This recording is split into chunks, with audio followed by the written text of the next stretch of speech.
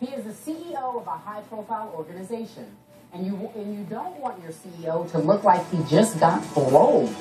Teresa Kapernick fired back, saying, quote, "It annoyed me. You're categorizing this kid on something like tattoos? Really? Saying other guys are role models because they don't have them? Really? Some of these other guys don't have crystal clear reputations. That's how you're going to define this kid. It's pretty irritating, but it is what it is." So the question is, Stephen A. Smith, and we'll start with you. What's your reaction? Unfortunate on a couple of levels. I'm not here to cast any aspersions on a writer.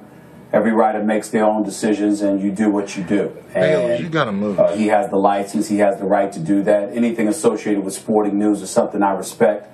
One of my best friends in the world is the executive sports editor of the Sporting News magazine, and digital. His name is Gary D. Howard.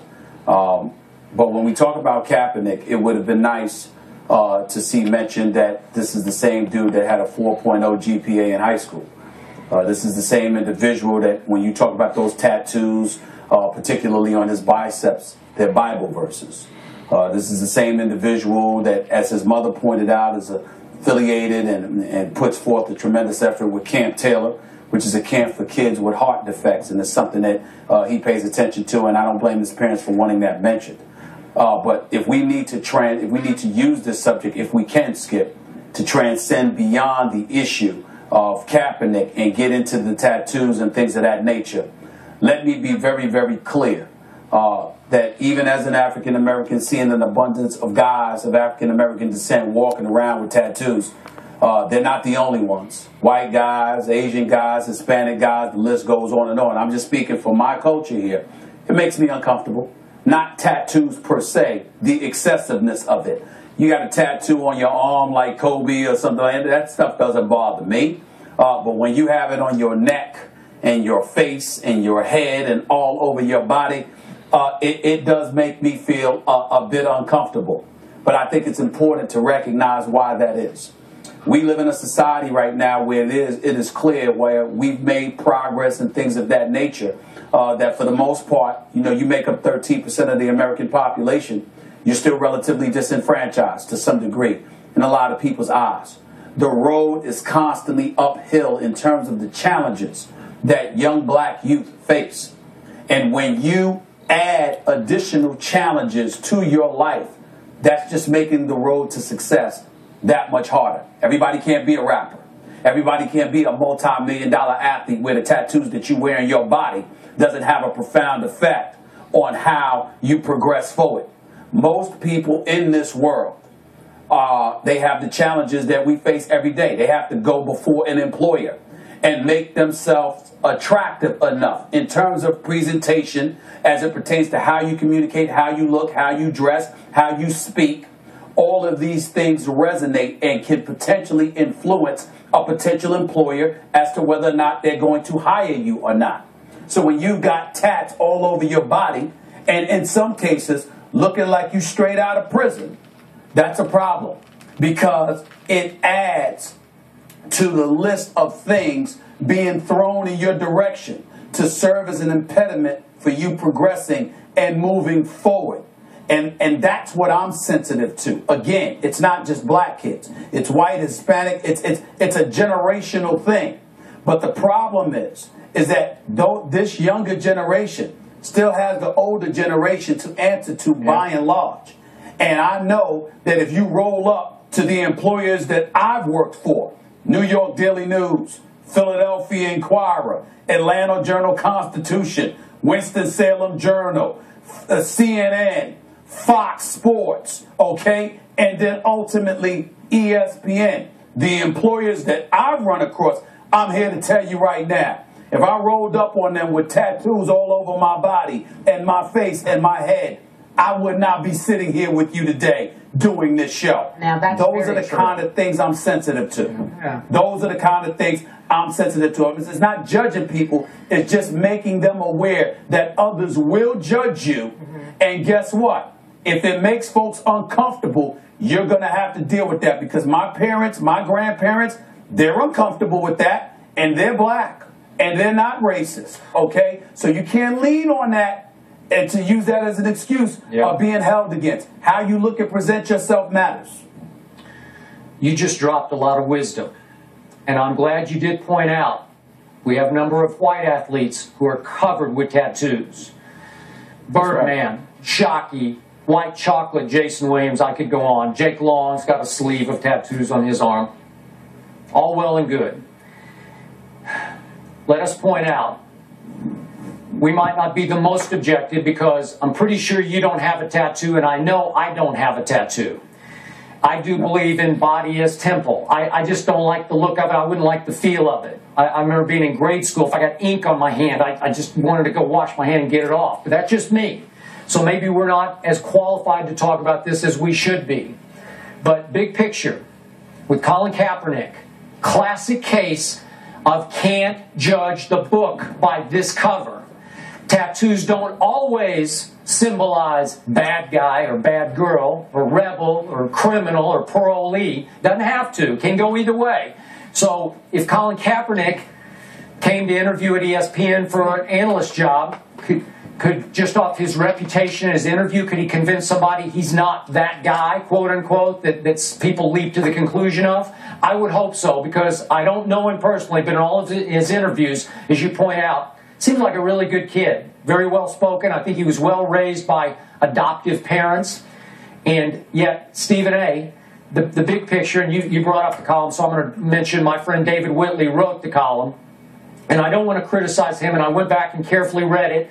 And to his credit, he made a lot of good points. I must admit, I cringed when I got to the line, you don't want your CEO to look like he just got paroled. I wince at that image making. It just hits me wrong. But he also brought up a great anecdote that we need to bring up germane to this discussion. Remember Panthers owner Jerry Richardson to Cam Newton before he drafted him? That's right. The conversation went, Richardson, do you have any tattoos? Cam Newton, no sir, I don't have any. Jerry Richardson, we want to keep it that way. Were you offended by that, Stephen A? I don't think you were. We talked briefly about it. I was not. Right. I was not. Because he's saying the quarterback position is his CEO position, and he wanted to keep it that way. Would Jerry have still drafted Cam if he said, yeah, I got one, like Ben Roethlisberger's got one on his chest that says courage. Alex Smith has one that honors his grandfather. I believe it's on his back, a small tattoo. Would Jerry Richardson have rolled with those? Probably. Is Cam a pretty upstanding young man? He had his indiscretions at Florida, and we're not sure what happened with Auburn.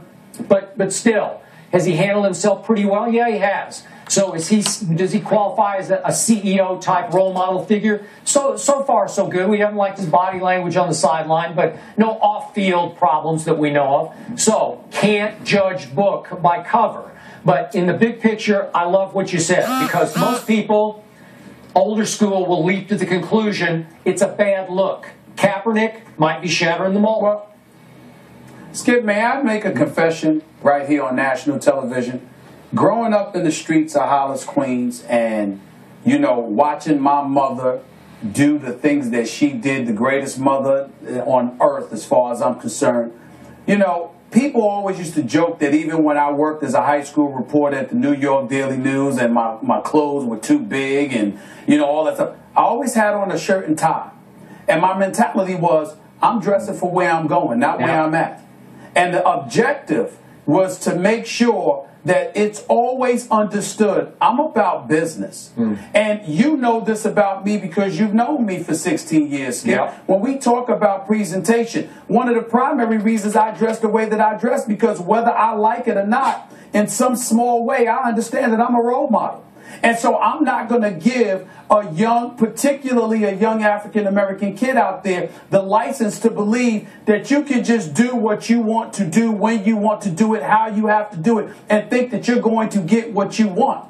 There are certain levels of conformity that have to kick into play, particularly in the world of business. I love Busta Rhymes, for example. Busta Rhymes is a fabulous rapper. I love him. I'm an admirer of his work. But I'll never forget one time where he showed up to an awards. He had his dreads on, and he had on a red dress. And I'm like, listen, Busta Rhymes could do that.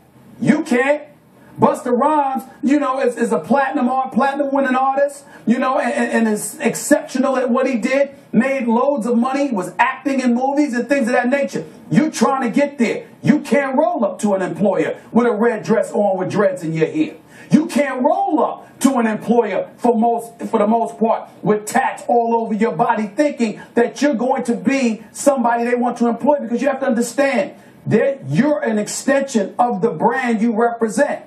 And you are somebody that they extend to the public to say, this is a part of who we are and what we stand for. And so when you look a certain way, it resonates, because all people can go by half the time is your presentation. A lot of people in today's generation want to get away from that because they want to say, that's weak, that's selling out, that's doing what you do. Well, you know what? You can be real, but you can be real dumb. You can be real unemployed. You can be real broke. And last time I checked, being real doesn't pay the bills. And so it's just really making people understand. When you look at a certain person, Skip, if you're uncomfortable with them, I don't look at you and say, well, you're white, and that's how you're looking at them.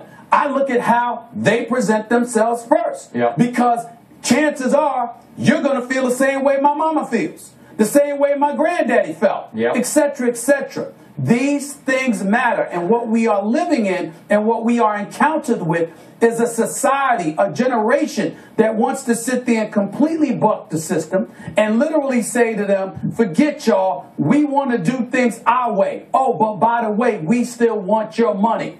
You are not LeBron James. He might have tats all over him, but he also makes over $100 million in his basketball salary alone. And so when these athletes talk about keeping it real, what I would ask them to take into consideration is the influence that you have on these young minds. Please remember, they're not you. They're not as great as you. They can't get away with what you get away with. So chances are they need to look more presentable, because they ain't gonna ever be able to do what you do and make the money that you make. I wish more athletes would embrace that message. Well said. Now sum it up for me, Mr. Smith. When you look at the new San Francisco 49er quarterback, the new face of the franchise potentially, and you see more than a few tattoos on Colin Kaepernick, do you cringe?